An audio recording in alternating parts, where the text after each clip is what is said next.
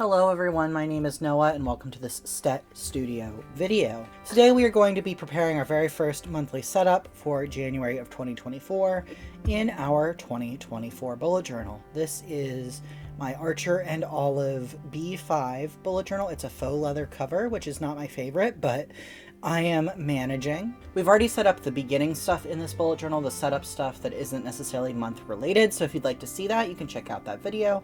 There is also a video that shows my 2023 bullet journal after the pen that you can check out, and there is, of course, a whole playlist of bullet journal related videos that you can find down below and at the end of this video. I have my mild liners and Tombow pens and Zig clean color dot markers here, as well as my Otographic liners and all sorts of stuff.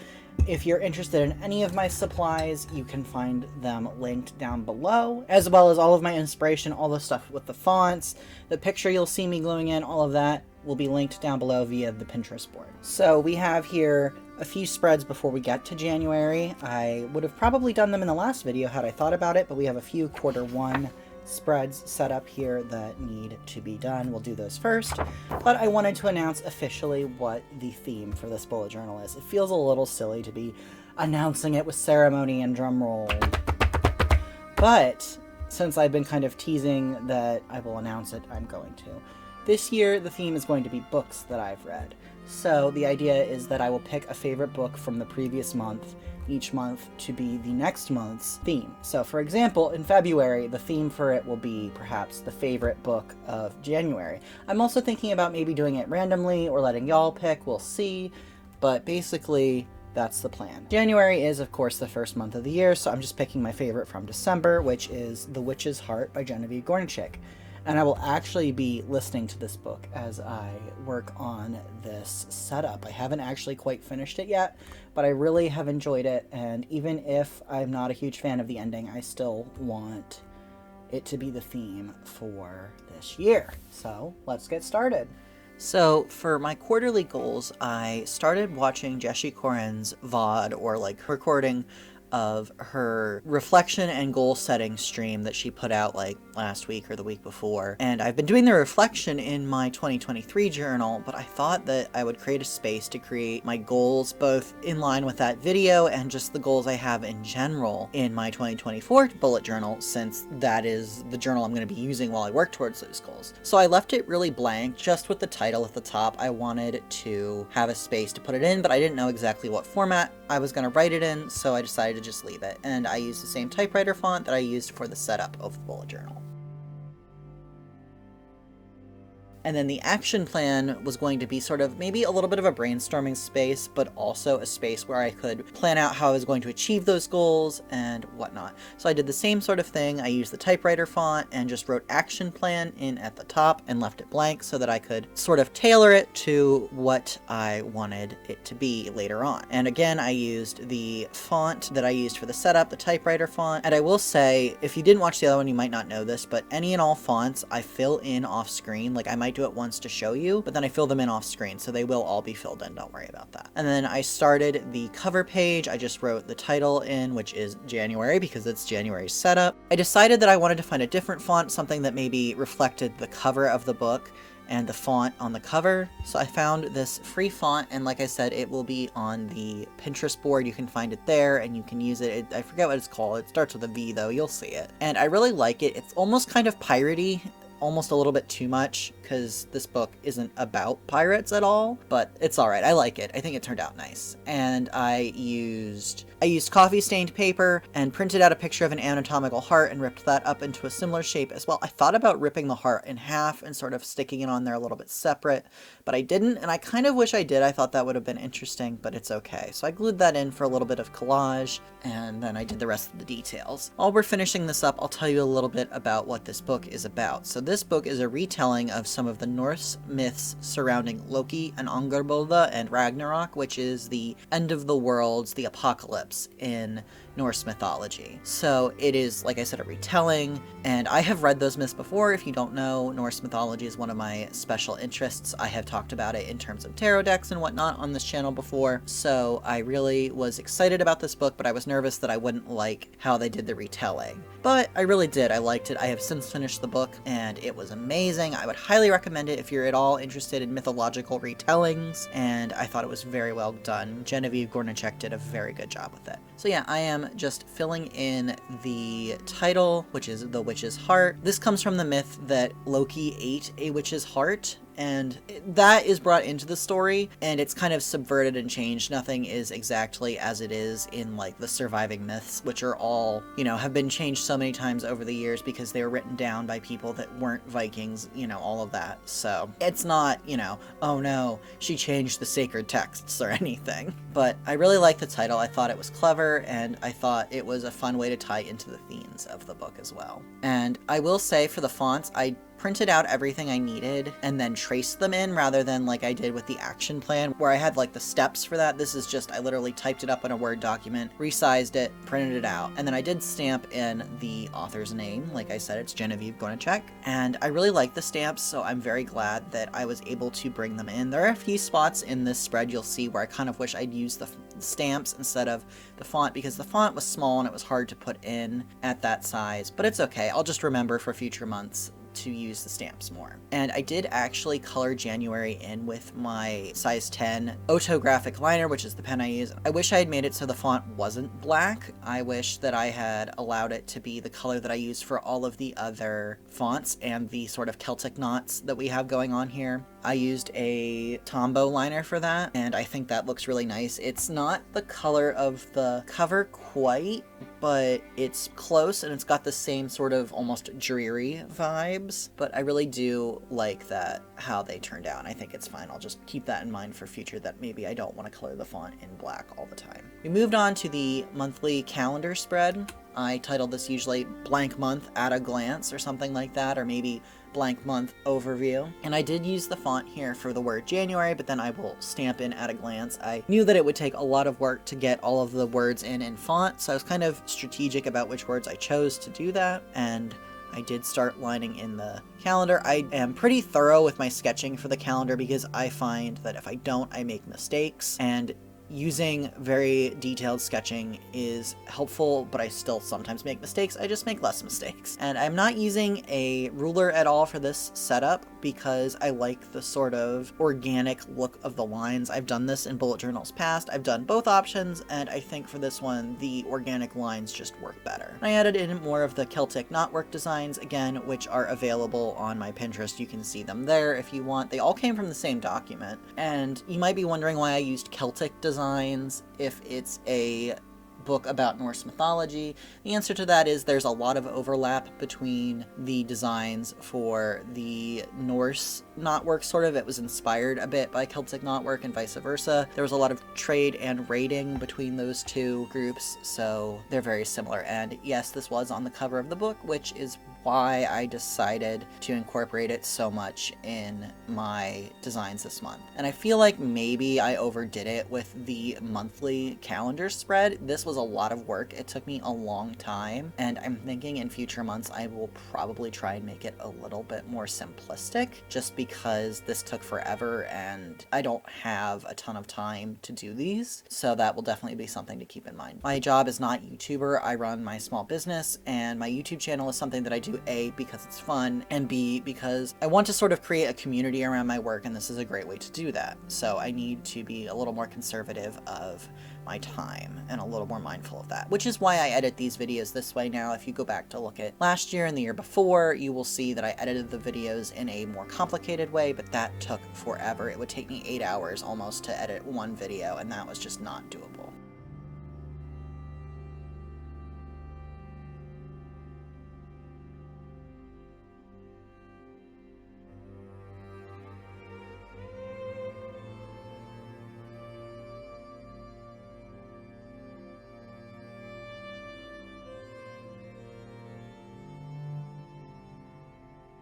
So I've stamped in at a glance now, and then I am working on adding in the key, and this is just for different types of events. We have personal, which is personal things, markets. I do a lot of vending at art markets. I don't expect that to happen in January. I would be shocked if I vended at a market, but I wanted to include all of the options. Birthdays, social events, classes, which are like sort of like professional development seminars I attend, and then other, which is self-explanatory. Then I decided to add in, for a little more color, some more coffee stained paper like I had on the front, just to kind of bring it through, especially since this book was a mythological retelling. It felt like it fit. And I know I said I wasn't going to use a ruler. The only time I use a ruler for spreads like this is to keep my writing straight for quotes, and this quote is a really, really big quote. I will read it to you in a minute, but basically what I do is I will line it up with the dots, because if I'm going across something like this coffee stained paper, there's no dot grid, and I want it to be continuing to be straight. So I don't really draw a line with the ruler, I just use it to make sure everything is lined up and as it should be. And I will say, for the quotes for this book, I tried to not pick anything spoilery, but it's kind of hard for me to know what would be spoilery because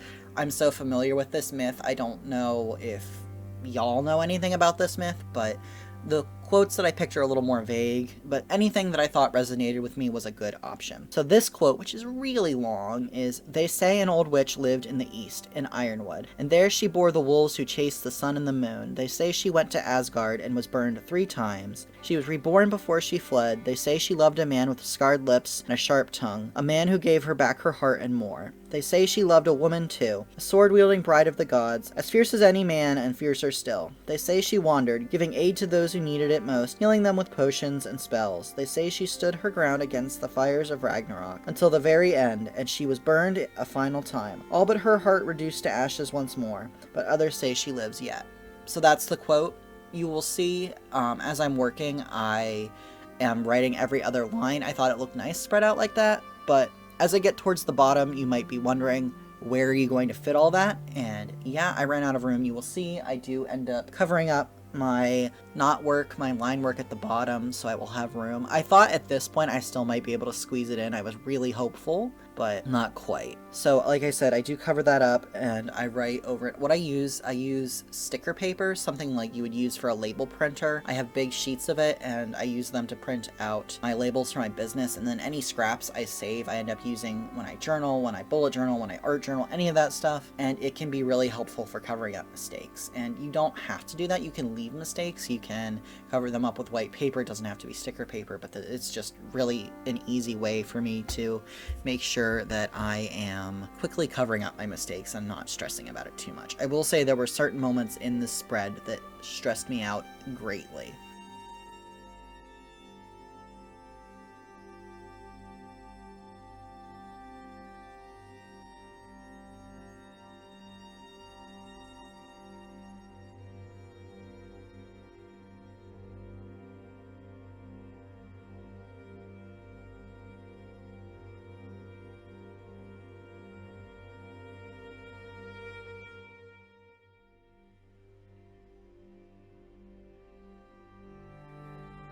And you can see here, I'm like, oh no, I ran out of room. What am I going to do? So I cut out some of this label paper, like I said, stuck it in, and wrote right over top of it. I did my best to keep everything organized and flat and straight, and in the end, I don't think it looks that bad. I'm looking at it right now. While I talk to you, I like to flip through the bullet journal as I talk about it so I can see it on screen and in real life, and I think it looks alright.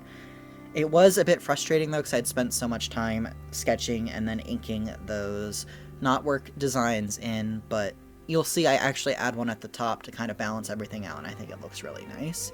So in the end, it could have been worse. I should have planned it out better. I'm not going to include such a big quote in my spreads going forward, just because it was a pain to write in. There was so much of it. And then I started numbering my spread, and you can see there I made a mistake. I skipped one of the weekends, and I realized it when I got to the end of the month, and I didn't have enough days. And I got really frustrated, and I ended up just being like, okay, you know what, I need a break. I'm gonna go to the knotwork at the top that I had sketched in, like I said, to balance everything out. And then I started making mistakes with the ink work. I was not going under when I should have been, and I was going over when I shouldn't have been, so I left that. I was like, you know what? I can't really cover that up because it's on the coffee stain paper. So I went back and covered up all of the numbers in the calendar that needed to be covered up with little pieces of that sticker paper, and then fixed that, wrote in the days of the week. And here you can see the Tombow brush liner that I'm using. And I really like this gray-blue color. It's really pretty, and I think it nicely contrasts with the coffee stain paper, but it isn't too much, especially for a book that's, you know, kind of sad, kind of melancholy. It's not, you know, a comedy or anything, so muted colors work for that. I think it's really pretty. It also suits this time of year. And I started coloring in the knot work with that. I hadn't decided up to that point, if I remember correctly, whether I was going to do that or not. But when I had made all the mistakes on the one at the top, I decided that I was going to color it in to hopefully kind of make it less obvious. And I will say that I feel like it did. You less notice the lines now that there's color there. You kind of just take it in all as one. So I'm glad that I did that. I will say this pen's a little bit of a pain to use because anytime you go over it, it immediately makes it much darker. It's a water-based marker / pen type deal. So it just, you know, that is a little bit annoying, and I tried to stay within the lines and make everything neat, but I did struggle with that a bit.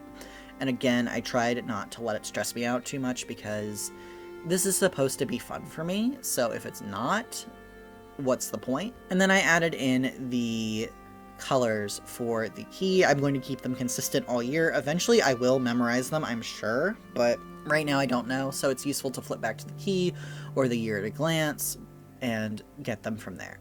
This next spread is where I'm going to put all the books I read in January. I have 20 books spots drawn in here. You'll see when I draw them in. I don't think I'm going to read 20 books in January. Like, it's possible I could, but I don't think I will. I just wanted to have enough room. And of course, if I read more than 20 books, I can always start a new spread and do some threading at the bottom of the page to let myself know where it's going to be.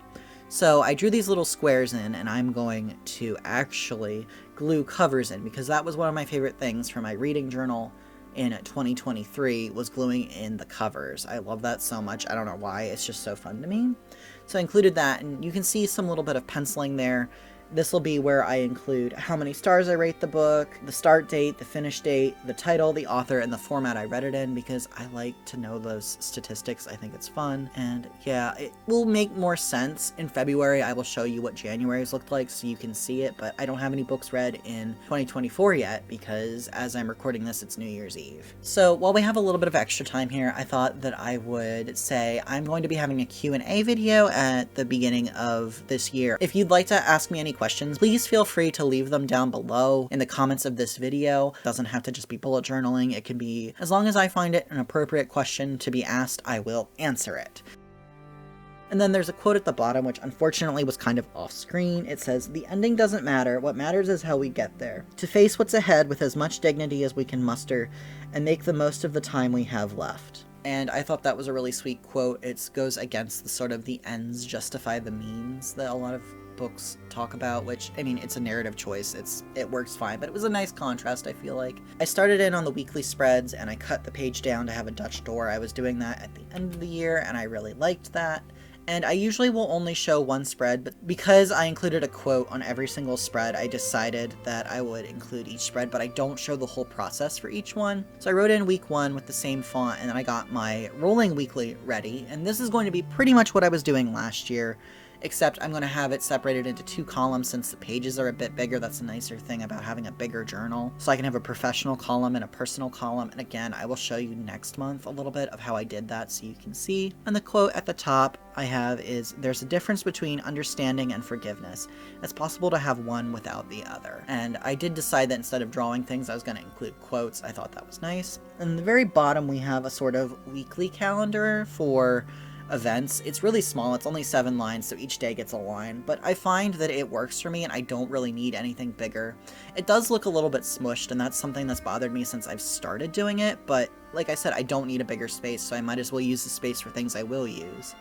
And I added in, with the same color, the lines I do every other day, and then I go every other row for making it easier to keep track of what I'm writing down and where it needs to be. And this color is a little bit dark to do this with. Usually I would choose a lighter color, but I decided, and since it was the color I was using throughout the setup for January, I wanted it to be the same. And I do go back later, like I said, and color in all of these titles with that pen as well. And I think it looks really nice. I know I've said that, but I really, really like this color. And I move on to week 2. Like I said, you don't usually see me do multiple weekly spreads because they're exactly the same, but I wanted to show the quote for each one. And like I said, I did print everything out, so it was easy. I just printed out week 1, 2, 3, 4, and cut and moved around the pages. It made things easier. And I really like how this one turned out. The quote is, "Guilt is a heavy thing, Mother Witch," she said.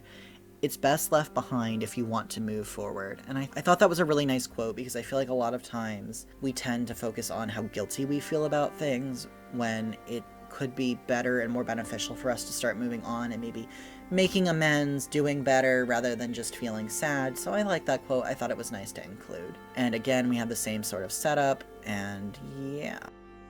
We're going to jump ahead now to week 3, and I decided that I was going to use my ruler and my X-Acto knife to cut this because the scissors left the page a little wobbly. It was easier to do with scissors with a smaller journal, but with this bigger one there was just too much room for wobbles, so I used my X-Acto knife, and I like how that looks much better. So we add in week 3, and this is something that I will do throughout the year. It will go up. We won't start over at week 1 every month. It'll go all the way up to week 52. You can see that in my previous bullet journals. That's something I like to do. I find it just satisfying, and it's actually become useful as I've done weekly reviews. The quote for this is, "Loki asking if he could talk was much like a fish asking if it could swim while in the midst of doing so."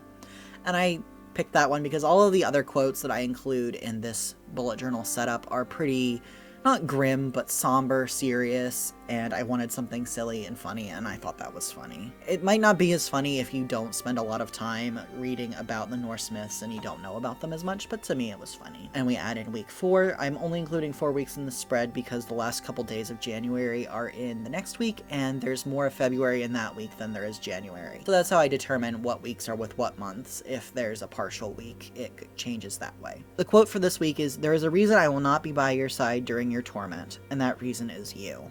And I just found that quote really powerful and impactful, so I decided to use it. And you can see I'm setting it up. It's the same every week. And then we move into the monthly review, and I'm not exactly sure where the footage of the beginning of it went, but here we are. I have a space for each week and then a space for the month at the bottom, and I really like this type of spread. I started doing it last year at the beginning of the year, and I found it so helpful that I knew I wanted to include it in this year's bullet journal as well, so put it in every month. And then on the side, I haven't started with it yet, but I want to talk about it while I'm filling in the weeks, is my monthly and weekly tasks. These are tasks that I need to keep in mind over the month, and sometimes they need to be done once a month, sometimes they need to be done weekly. Like my social media, I usually plan out my social media for an entire week on one day. And we have newsletters, which you can sign up for in my description of the video, as well as the postcard club, which you can also sign up for in my bio. But yeah, that's the sort of stuff that goes there, as well as my YouTube videos. That's at the very bottom. And this is what you'll be able to see with the Dutch doors, so I will be able to keep it in mind throughout the whole month, and I don't need to copy it over every week or anything like that. I will say I kind of wish I had come up with something cute on the side for the books read spread. Maybe I could have put the quote on that side so you could see it when you flip the page, but I didn't really think about it, so the other side of the Dutch door is a little weird, but it's okay, it doesn't matter, it works. You can see my little calendars that I'm drawing in now. These are where I will mark off if I've made social media for that day. I have tried more in-depth things where I plan out what I'll do, but instead of making it easier so I don't have to think about it, it feels too restrictive. And the video format is basically I write down the day the video is supposed to upload, and I'll write down what it is, because for those it does actually help me know what I'm going to film about in advance.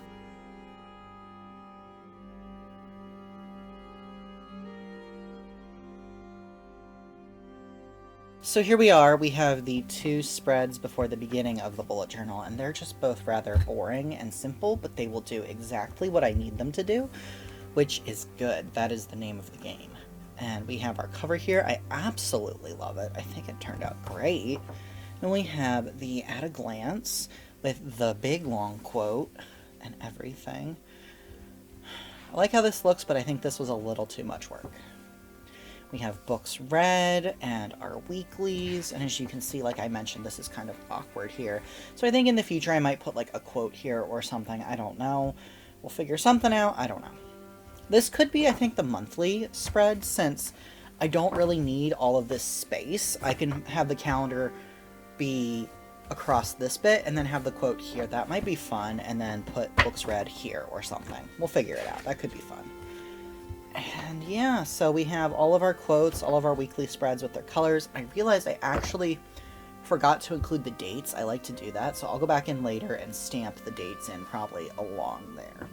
And then we have our monthly review. This is the last spread. This is a pretty short setup for the amount of time it took me, so like I said, I need to kind of condense everything down a little bit. But it's a new year, we're getting started, we don't know exactly what we're going to do, what the style is going to be like every month. Have to start sort of figuring things out. This is a different bullet journal size than I've ever used before, so that adds to it as well.